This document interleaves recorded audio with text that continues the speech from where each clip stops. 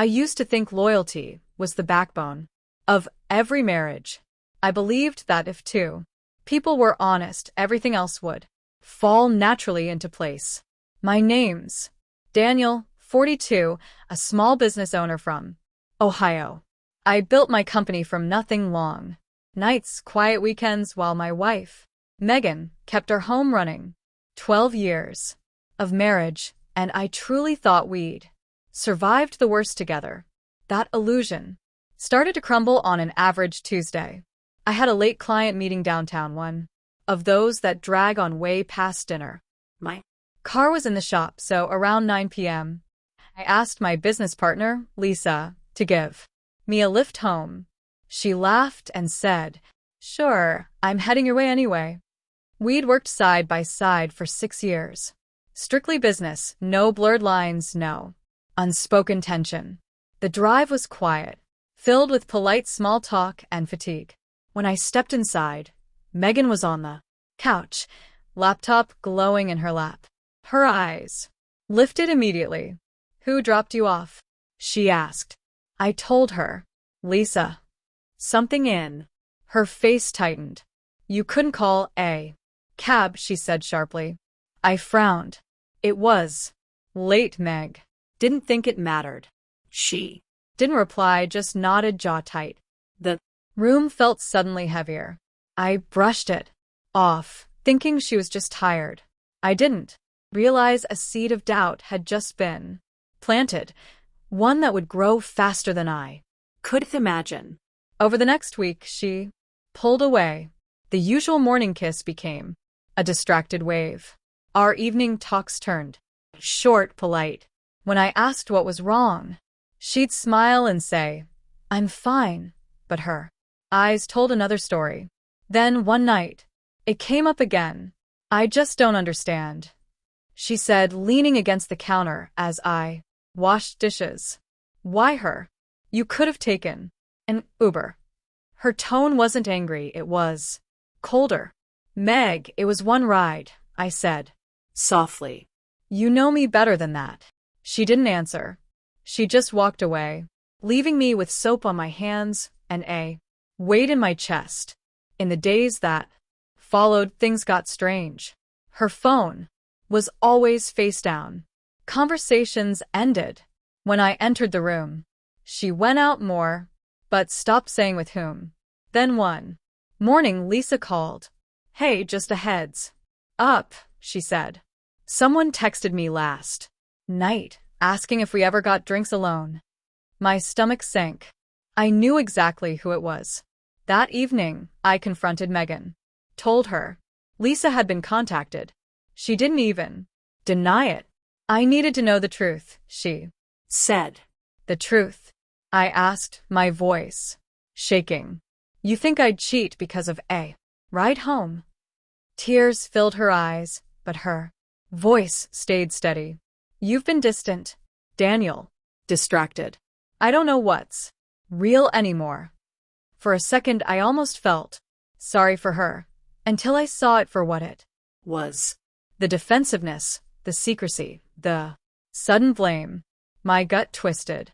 Later that night, while she showered, I did something I'd never done. I checked her phone. My hands trembled as I scrolled. At first, nothing. Then I saw it, messages from a contact named Evan Work. They weren't explicit, but they didn't need to be. "Last night was fun. Wish we had more time alone. Don't worry, he doesn't suspect a thing." My stomach turned to ice. The phone slipped from my hand, hitting the floor with a dull thud. When Megan stepped out of the bathroom, towel wrapped around her hair, she froze. Her eyes darted from the phone to my face. The silence between us was heavier than any argument. "Daniel," she whispered. I said nothing. I just looked at her, really looked, and saw a stranger wearing my wife's face. She opened her mouth to speak, but I lifted a hand. "Don't," I said softly. "Just don't." For the first time in 12 years, I didn't feel love. I felt something colder, final. Megan reached for me, but I stepped back. The air between us felt like miles. I saw her eyes searching for the man who used to believe her without question, the man who'd rather forgive than face the truth. Daniel, it's not what you think, she stammered. I almost laughed. Then tell me what I should think, Megan. Because I'm staring at a message that says, don't worry, he doesn't suspect a thing. Her tears came fast, but they meant nothing. I'd seen too many that didn't change a thing. She sank onto the bed, burying her face in her hands. It was stupid, she whispered. It didn't mean anything. That hurt worse than the betrayal itself. Didn't mean anything. 12 years together, and she threw it away for something meaningless. That night, I packed a small bag. Not to leave forever, just to breathe. She didn't stop me.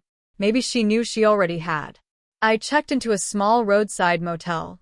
Faded curtains, flickering lights, the kind of place where even silence hums. The room smelled of old carpet and regret. I lay awake until dawn, staring at the ceiling, wondering how love could decay so quietly under the same roof that once sheltered it. The next morning, I didn't go home. I went to the office. Lisa noticed instantly. You okay? She asked gently. Yeah, I lied. Just a long night. But I wasn't okay. I was hollow, running on reflex. Over the next few days, I ignored Megan's calls. Her texts kept coming, pleading, defensive, desperate. Please come home. You're overreacting. It was a mistake. Every word stripped away what little I still felt. By Friday, I returned home. Not to reconcile, but to face the truth. The house was spotless, unnaturally so. Megan sat at the kitchen table, eyes swollen from crying. I didn't sleep, she murmured. I'm not here for apologies, I said quietly. I just want the truth. Her hands twisted her wedding ring. It started a few months ago. Evans knew at work. We talked a lot. I don't even know how it happened. I just felt unseen. My jaw clenched. Unseen. She looked up, desperate. You were always so busy with the business. You stopped noticing me. The oldest excuse in the book, and somehow, hearing it from her made it worse. So that's your fix? I asked. You find someone who does notice? Her tears came harder. I never meant for it to go that far. I took a slow breath. You didn't mean for it to happen. You didn't mean for me to find out. You didn't mean for me to leave, but here we are. I turned to go. She stood quickly, trembling. Daniel, please don't end us over one mistake. I looked back one last time. It wasn't one mistake, Megan. It was 1,000 tiny choices that brought us here. And then I walked out. Weeks passed. I threw myself into work, into rebuilding a version of life that didn't depend on someone else's honesty. Friends said I looked calmer, sharper. Maybe I was. Acceptance does that. Because eventually, you stop mourning what's gone and start realizing it was never really there. Megan tried to reach out, letters, emails, even showing up once at my office, but I didn't answer. Not out of spite, but because there was nothing left to save. The marriage hadn't ended with that text. It had been dying for a long time. I just missed the funeral. One evening, I stood on the balcony of my new downtown apartment, city lights flickering like quiet promises. For the first time in months, I felt peace. Not happiness, just peace. That's when I understood. Trust isn't about holding someone else accountable. It's about knowing when to walk away without losing yourself. I didn't lose a wife that night. I uncovered the truth. And somehow, that truth, no matter how painful, set me free.